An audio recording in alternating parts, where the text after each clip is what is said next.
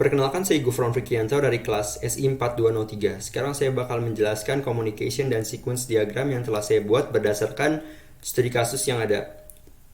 Pertama, kita bakal mengidentifikasi terlebih dahulu kelas yang ada pada program, yaitu adalah kegiatan panen sebagai boundary, lumbung padi service sebagai service, dan petani sebagai entity. Oke, masuk ke communication diagram. Yang pertama adalah dalam proses kegiatan panen itu bakal dilakukan create atau instansiasi objek dari lumbung Desa Sukatani sebagai lumbung padi service dan lumbung Desa Sukamaju. Kemudian akan diinstansiasi juga objek Pak Bakri sebagai petani dan Pak Daeng Baso sebagai petani. Langkah kedua akan dilakukan panen oleh Pak Bakri. Kemudian bakal dilakukan simpan panenan di lumbung, yaitu senilai 10. Ini bakal diteruskan ke lumbung padi service Desa Sukamaju dengan memanggil metode simpan padi dengan nominal yang sama atau parameter yang sama. Kemudian langkah ketiga akan dilakukan kembali simpan panenan di lumbung oleh Pak Bakri dan tanpa menggunakan parameter. Di sini akan dipanggil juga simpan padi dengan nominal 50. Langkah keempat akan dilakukan simpan panen di lumbung dengan nominal 40 dan lumbung padi Desa Sukatani.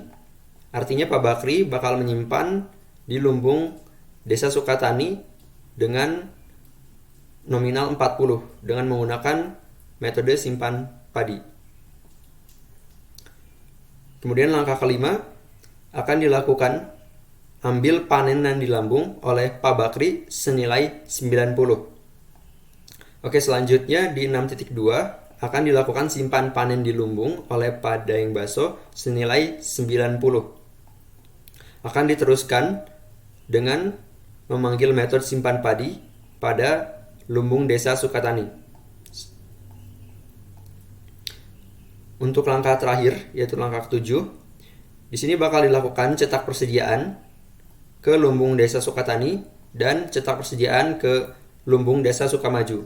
Keduanya sama-sama memiliki atau sama-sama memanggil metode hitung persediaan padi dan hitung persediaan padi yang akan menampilkan hasil dari program ini.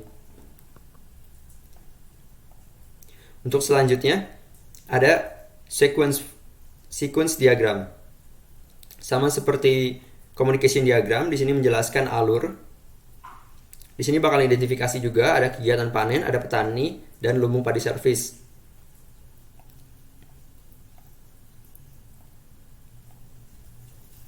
Oke, untuk